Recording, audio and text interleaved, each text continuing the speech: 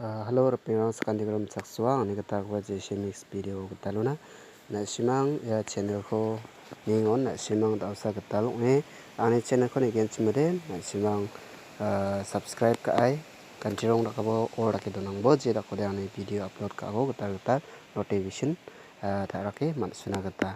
Nasimang Dao Bangladesh, Obos ako Nasimang Kanaya, Bamatsinga, Nia, Bebera, Yan. Sakra chasa sotpona pate sota ho manha ba siang ha ne pobolo anching nata ba masinata mania dakple Bangladesh so dak pengerkani rang play ha job reservation ni gaman dakple shooting jay we jangi thangani rango dongchi chachi dakya ha anching video rango nata mana dakple public rang protest kaya aro un baksana dakple dakrkani rang ko nagta manaya warang chaya ramarang mo nantin nagta manaya karpio ko wan ragata ha bijal salni bako nantin nagta mana video ko na simang jol niya nagta again video ko chang tao ni ram na simang dak ke su jeng oingon na simang ba na simang ni beber anin baksa na simang isolo bian baksa jerakori Bangladesh so susu jeng wanirang tom nagta matgen ba bamgruk nagta matgen simang isolo bianiko takat pabo ba ancheng Christian ejangirang kaparang jerakode sungsa sungga penno susu jeng wanirang baksana isolo bian baksa ancheng warangko chenagata ba tomat nagta matgen ni anga monagtaska na simang sakantian biao pangdan Israel Gisek Rajangbo Jerakode wa Chiba Bangladesh soba anchini jongpa nogpa ba anchini bakrang maharirang bakma unigaman politically motivated. Prime Minister Sheikh Hasina last spoke out on Wednesday. She promised action against those who've committed murder. In nearly 15 consecutive years in power, this is one of the most serious challenges she's faced. Yogita Lamai, BBC News. Well, let's speak to Kamal Ahmed, an independent British Bangladeshi journalist. Thank you very much for joining us on BBC News. I wondered if I could ask by asking you first, were you surprised by the levels of demonstrations and indeed the violence there over the last week?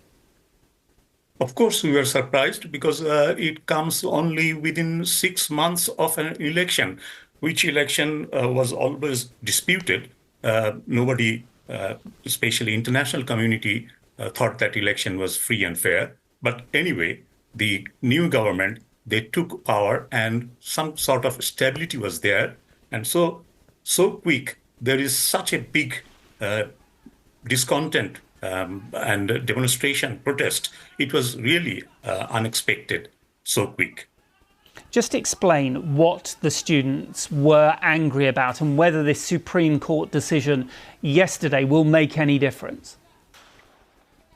It's too early to say that whether the Supreme Court decision will make any decision, because some of the protesting, agitating students have rejected this and said that they also want accountability for this brutal repression.